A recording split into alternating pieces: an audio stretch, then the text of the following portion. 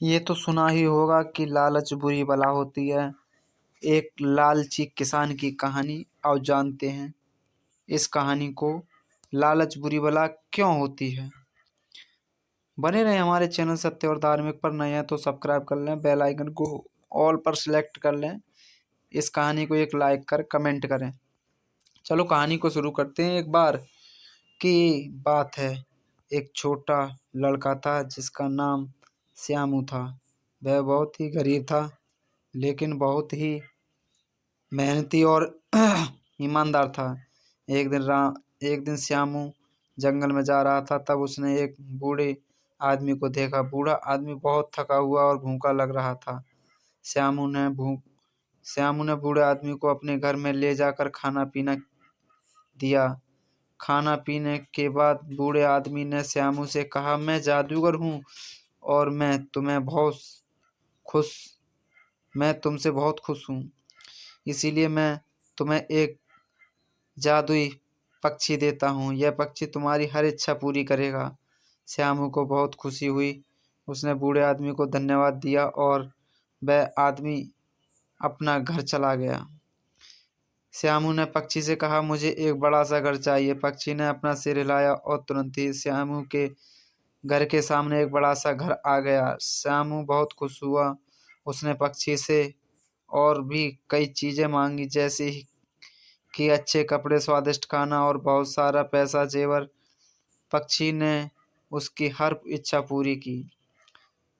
श्यामू बहुत अमीर हो गया और खुश था। वह अपने नए घर में रहता और हर तरह के सुखों का आनंद लेता था।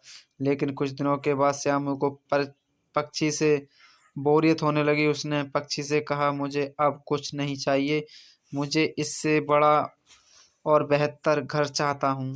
पक्षी ने कहा, मैं एक और भी बड़ा और बेहतर घर दे सकता हूँ, लेकिन तुम्हें याद रखना होगा कि तुमने पहले से ही बहुत कुछ मांग लिया है।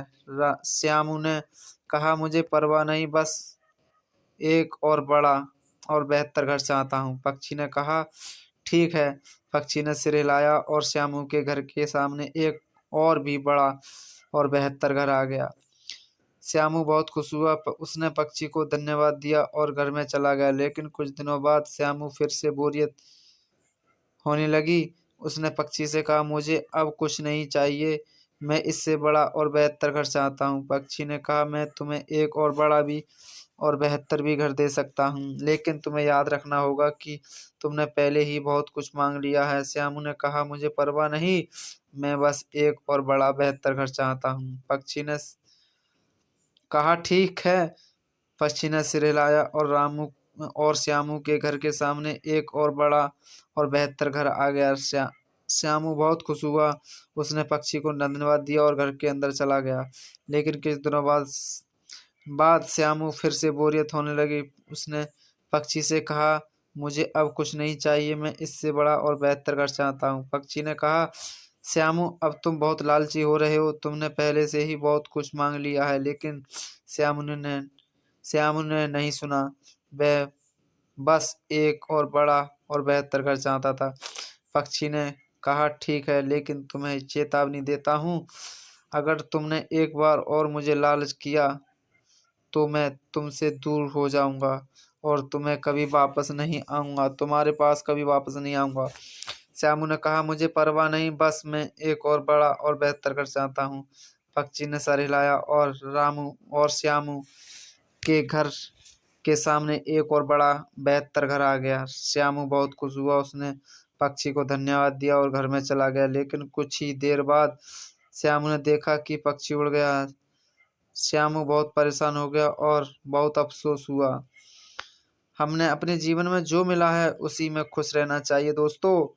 हमें कभी ज़्यादा लालच नहीं करना चाहिए, क्योंकि लालच करना भी हमारे लिए सही नहीं होता। तो दोस्तों ये थी कहानी। ये कहानी आपको कैसी लगी हमें कमेंट कर अवश्य बताएं और इस कहानी को एक लाइक अवश्य दें। चलो कहानी ख़त्म होती है और हमारे चैनल को आप सब्सक्राइब कर लें, हमारा हौसला बढ़ाएं। हम आपको हर रोज़ एक कहानी को लेकर आते रहते हैं।